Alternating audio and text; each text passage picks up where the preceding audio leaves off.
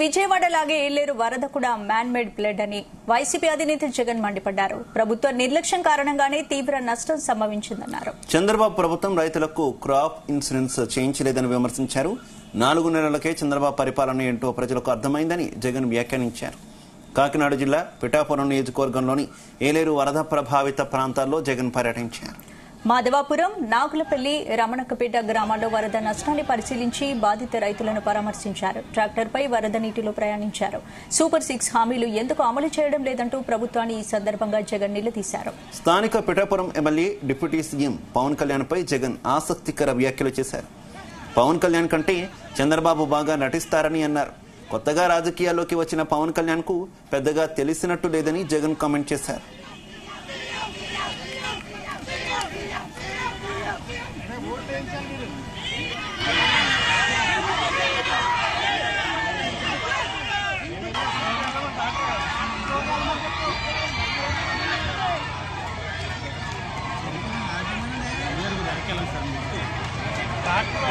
26,134 క్యూసెక్లు నీళ్లు ఏలేరు రిజర్వాయర్కి వస్తే ఏకంగా 27,275 క్యూసెక్లు నీళ్లు కిందకు వదిలేశారు.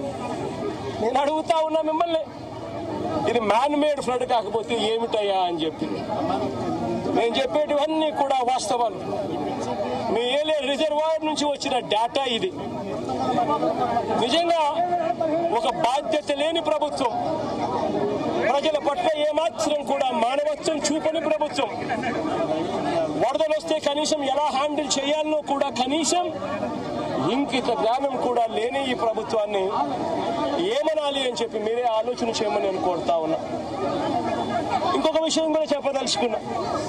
ఇదే మనిషి చంద్రబాబు నాయుడు గారు అబద్ధాలు చెప్పడంలో గోబెల్స్ కు చంద్రబాబు నాయుడు గారు ఏకంగా తమ్ముడు వరుస అవుతాడు. గోబెల్స్ కు చంద్రబాబు నాయుడు తమ్ముడు వరుస అవుతాడు.